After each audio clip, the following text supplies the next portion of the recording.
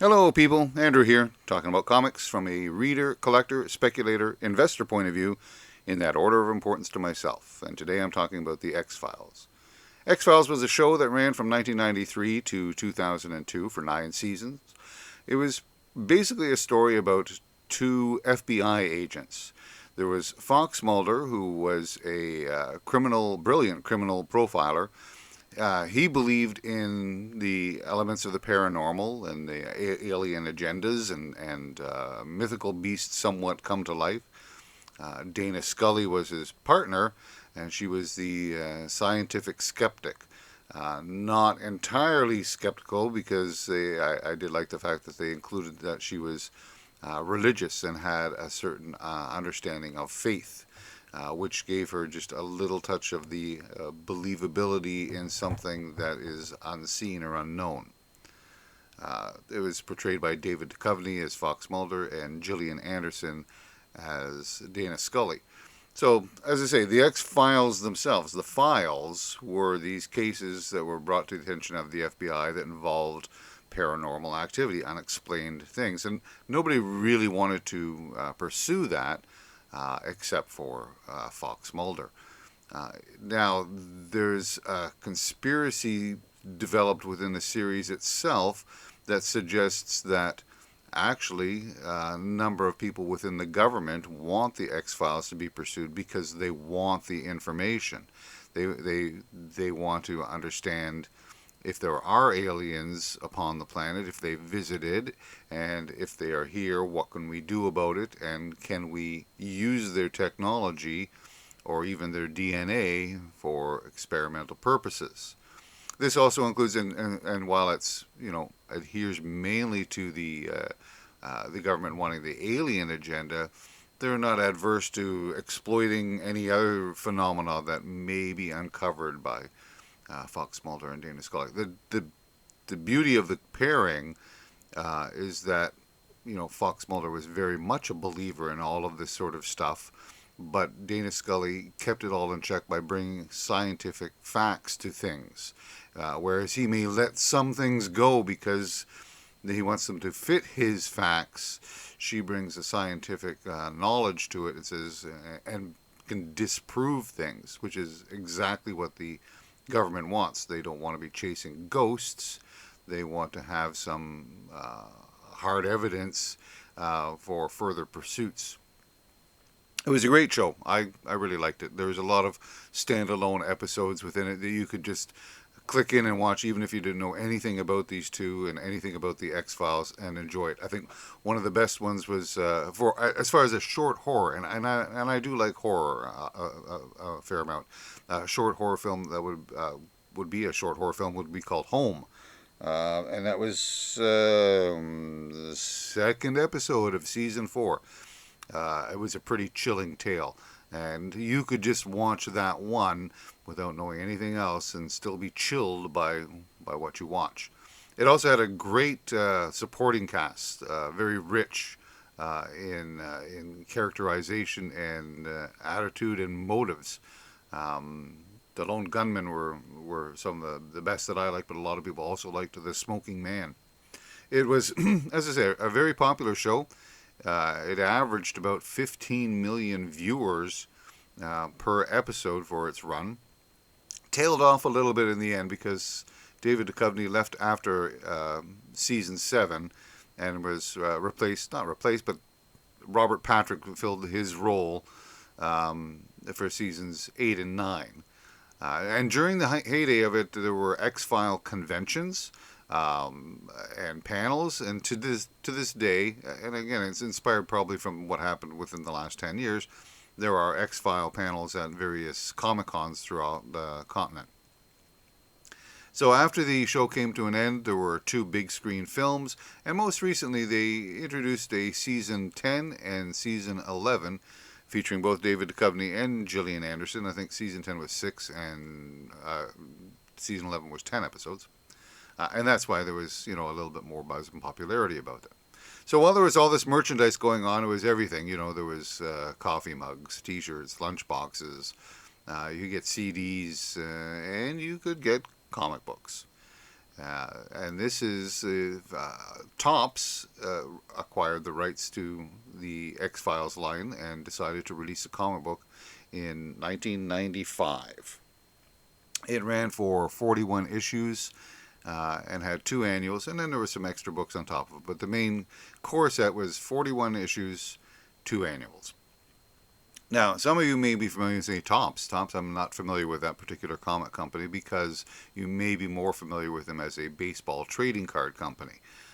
They didn't start off that way. In 1938, they were the American Leaf Tobacco Company, and they dealt with tobacco, but wars and incidents disrupted their supply, so they turned their attention to other products following the war, and in 1947 they started selling chewing gum. They're the ones responsible for creating Bazooka Joe. Actually, it may have been before that they started selling gum, but that's when Bazooka Joe came about. It was 1947. And in an effort to increase sales, they started a project where they would include cards, trading cards with a stick of gum. It didn't start off with baseball. It started off with some old Western, very popular Western characters, Hopalong Cassidy, etc. But in 1951, they decided to go with baseball cards, and the success of the baseball cards turned them from a chewing gum company into a trading card company. Primarily baseball cards, but they did branch out into other sports as well as non-sport activities. In the 90s, comics had a bit of a boom in the beginning of the 90s. There was a lot of people speculating on the market and entering the market. They were looking for new companies and new books. This is where you'll see Valiant and Image and Malibu. They all came into being as far as publishers in the 90s, and Topps decided to join that bandwagon. They required rights for a number of shows. That was one of their divisions within their comics, was licensed product, but they did have some of their own original material. The most successful book, of course, well, not of course, but the most successful book was the X-Files. It was also one of the hardest ones for them to produce on a regular basis, on a timely fashion, because there was another system of checks and balances when they released an X-Files comic book. They had to go to the people that were running the X-Files, that actually owned the X-Files, Chris Carter and his associates, and they had full authority to change or alter anything within the comic book. It had to meet their strict approval as far as story, art, cover, anything else that was attached to the X-Files comic. It had to get their okay first. So this was, in some ways, a blessing and a curse. And the blessing part is the curse part is that it delayed sometimes production of a book because it had these extra steps to take.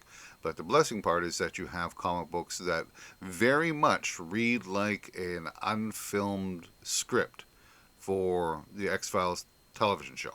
So if you're looking for X-Files material, like if you want to read an X-Files story, this is very close to what you would see on TV. As I said, ran for 41 issues. This is issue 1 off the bat. Is it worth the read? And it is worth the read if you are an X-Files fan. If you're not an X-Files fan, then it's not worth the read, because, as I said, it very much adheres to the same sort of way that an episode of X-Files is told.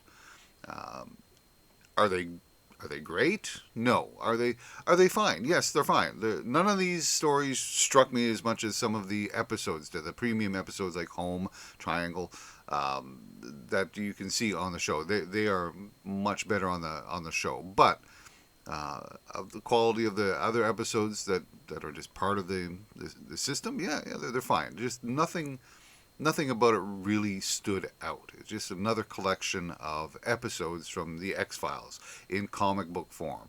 Even the illustrations are very much like Mulder and Scully. There's not a lot of deviation from there. It also suffers from the familiarity curse. I don't recall the writer, but he used to write books for Star Trek, the little pocket books that came out on a monthly basis. I don't know, 150, 200 pages long an episode. And he was saying that it's great because he could mention, say, Captain Picard, and everybody knows who Captain Picard is. They know his morals, his ethics, his stance, his personality. So there was no time necessary to develop the character. You could go right into the story. So the downfall of that is by the end of this story, there there can't be any significant changes to his character or demeanor.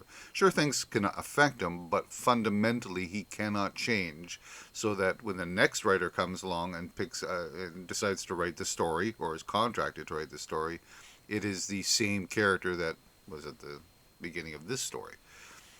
So there was no character development or progression permitted in these things. And that's the same thing that you'll find in the comic book, that the characters are as they are, and they ran concurrently with between seasons 2 and 5, through 2 and 5. So anything that happened that was going to be of significant matter, it happened in the TV show. This just followed in the footsteps and didn't allow major changes to character or characters, unless that character was developed specifically for the Topps comic, and then you would never have seen him on the screen. So reading, as I say, if you're an X-Files fan, yeah, it's worth a read. I don't think you're missing anything if you don't read it and you are an X-Files fan. But if you would just like to get a little bit more from the X-Files, then this would fit something to read. As far as collectibles, you could collect it for your Topps collection. There are a number of titles there. You could collect it for your TV adaptation collection, but primarily you're going to be collecting it for the X-Files.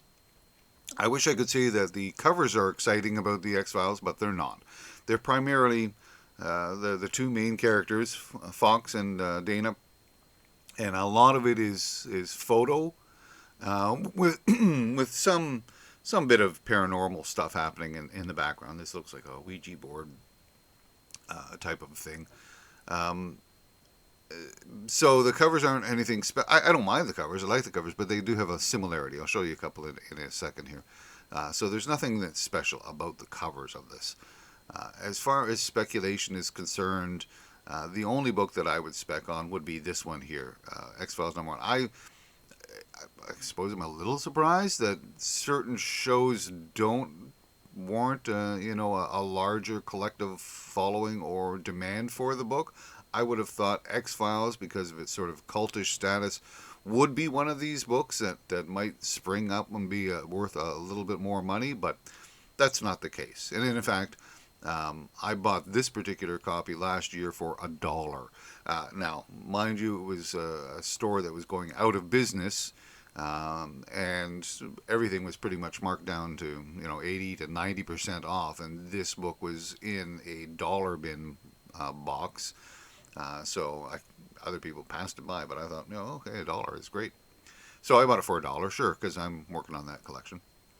But if you're not lucky, like that was luck, it's going to cost you between $5 and $20, which is not a lot for X-Files #1. As I say, I would have thought it would be worth, but it's not. It's not. So as far as a speculation book, if you can get one at a low price, sure, pick one up and put it in a side box for yourself, because who knows, right? I don't know, but I wouldn't pay a lot for it. So would I grade it as an investment copy? You get a 9.8 X-Files all graded up? No, I wouldn't even do that.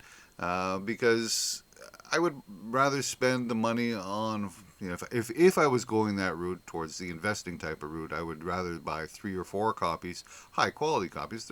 Most of these are going to be in good shape, for a much lower cost. And if something was to happen and it would turn around and all of a sudden it becomes a popular thing to have TV show books, then you've got 3 or 4.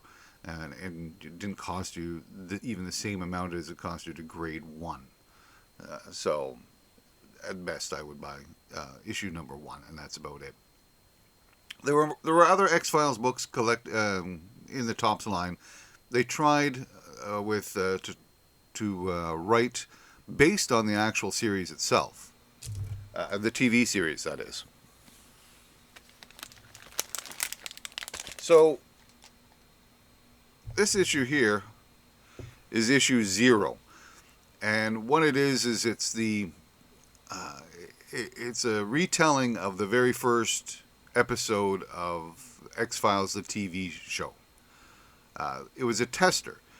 Uh, is the public interested in a retelling of these episodes? And it sold well enough that they decided to make they released another 9 issues, and they called it X-Files Season 1.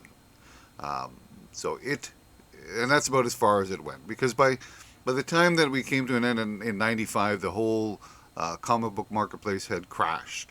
All these people that were speculating on all these new books, all these new companies, all these new number ones, they realized afterwards that in just a few years, their comic books were still worth less than they paid for them. They couldn't even sell them back at the price they bought them for, or at half price.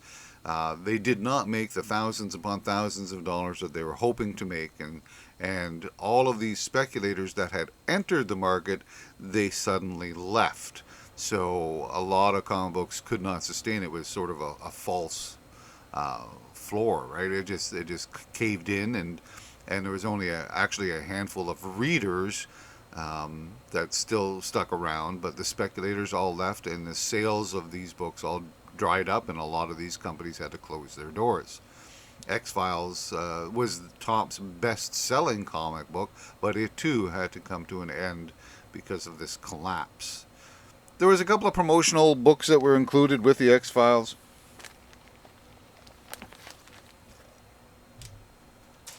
Don't be fooled into thinking these are earlier than issue 1, because they're not. Even though this one here, this is -1, and I have -2 here as well. And they were more like a promotional copy. They didn't precede issue 1 or even issue 0. They were just sort of a promotional copy to get you interested in the X-Files.